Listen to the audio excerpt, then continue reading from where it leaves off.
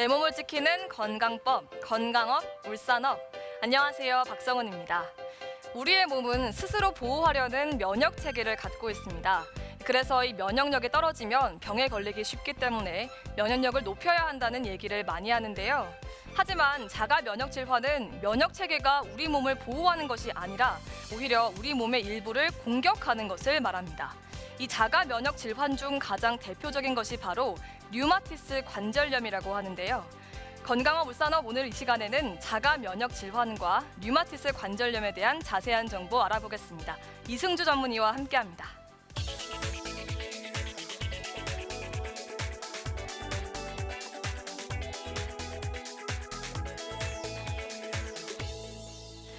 네, 선생님, 이 자가 면역 질환이란 무엇이고 또 류마티스 관절염을 자가 면역 질환이라고 부르는 이유는 무엇인가요? 자가 면역 질환은 자신의 정상적인 신체 조직이나 세포에 대한 비정상적인 면역 반응으로 발생하는 질환을 얘기하는데, 류마티스 관절염은 그러한 자가 면역 반응이 관절 내부에 있는 활막에 발생해서 유발되는 지속적인 만성염증의 결과입니다.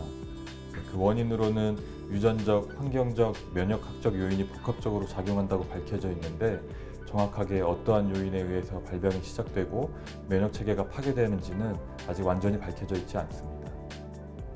네, 그렇다면 류마티스 관절염을 특별히 주의해야 하는 연령이나 성별, 또 위험군이 있는지 궁금합니다. 퇴행성 관절염과 유사하게 중년 이후부터 발병 빈도가 높아집니다. 하지만 퇴행성 관절염의 경우엔 60대 이후부터 뚜렷한 증가세를 보이는 반면에 류마티스 관절염은 30, 40대부터 나타나는 특징이 있습니다. 또한 여성에서 남성보다 약 3배 정도 더 잘 발생하는 것으로 알려져 있습니다. 네, 그러면 어떤 증상이 있을 때 류마티스 관절염을 의심해 봐야 할까요? 대표적인 초기 증상은 손과 발의 관절이 붓고 아프며 아침에 관절이 뻣뻣해서 잘 펴지지 않는 상태가 1시간 이상 지속되는 조조강직이라는 증상입니다. 류마티스 관절염은 진단이 지연되거나 치료를 하지 않을 경우엔 손을 비롯한 관절의 변형을 유발하기 때문에 조기에 진단해서 치료를 시작하는 것이 중요합니다. 상태가 악화되면 변형까지 올 수 있는 아주 무서운 병이지만, 문제는 많은 환자들이 초기 증상을 다른 질병으로 오인하고 치료 시기를 놓쳐서 병을 키워온다고 하는데요. 이 퇴행성 관절염과 류마티스 관절염 모두 관절 통증으로 나타나는 질환인데 구분이 쉽지 않을 것 같습니다. 어떻게 구분할 수 있을까요? 네, 류마티스 관절염은 주로 손이나 손목의 양쪽 관절에 대칭적으로 발생하는 반면에 퇴행성 관절염은 주로 많이 사용하는 관절에 발생하게 됩니다. 또한 앞서 말씀드린 조조강직 같은 증상은 류마티스는 1시간 이상 지속되지만 퇴행성 관절염의 경우엔 20-30분 내외로 풀리고, 류마티스 관절염은 활동하면서 오히려 통증이 조금 더 완화되는 경향을 보이는 특징이 있습니다. 류마티스 관절염을 불치병이다 이렇게 얘기하는 분들도 계십니다. 이 말이 사실인가요? 류마티스 관절염의 활동도가 잘 조절된 상태를 관해라고 하는데, 환자의 20%에서 이러한 관해 상태에 도달할 수 있고 90% 이상의 환자에서 심각한 관절 장애를 방지할 수 있습니다.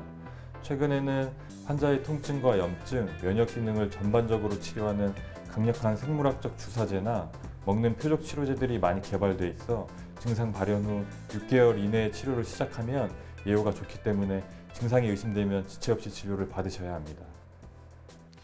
면역에 문제가 있는 것이라서 다른 질병에 대한 주의도 좀 필요할 것 같습니다. 어떤가요?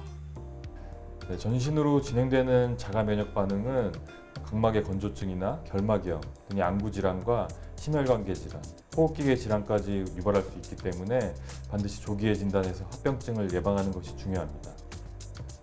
네, 이 노년층에게 주로 발생하는 퇴행성 관절염과는 달리 류마티스 관절염은 어른아이 할 것 없이 누구도 안심할 수 없는 질환이기 때문에 더욱 주의가 필요하지 않을까 싶습니다. 생활 속에서 류마티스 관절염을 예방할 수 있는 방법, 어떤 것들이 있을까요? 아직까지 확실히 예방할 수 있는 방법은 없습니다.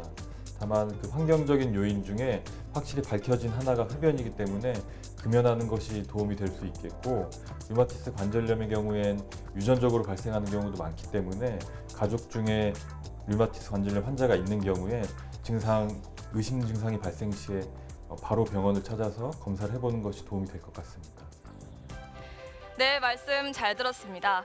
류마티스 관절염 환자에게 운동은 꼭 필요한 치료법이지만 무리한 운동을 하게 되면 관절에 무리가 가서 증상이 나빠진다고 합니다. 운동 전후로 스트레칭 꼭 잊지 마시고요. 산길이나 계단보다는 평지의 흙길이나 잔디밭과 같은 푹신한 곳을 걷는 것이 좋다고 합니다. 건강한 울산업 오늘은 여기까지고요. 요가 동작 함께 배워보시면서 저는 여기서 인사드립니다. 고맙습니다.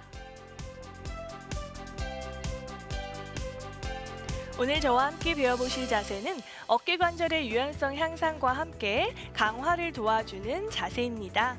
자, 편안하게 앉은 상태에서 양팔을 옆으로 뻗고 손바닥 정면 향해 손가락 4개 접고 엄지손가락만 세워주세요. 자, 숨 마시고 내쉴 때 오른 엄지손가락을 아래쪽 방향으로 내려주시고요. 시선은 왼쪽을 바라봅니다. 마신 호흡에 제자리, 내쉬며 왼쪽 엄지손가락 아래로 시선은 오른쪽을 바라봐 주세요.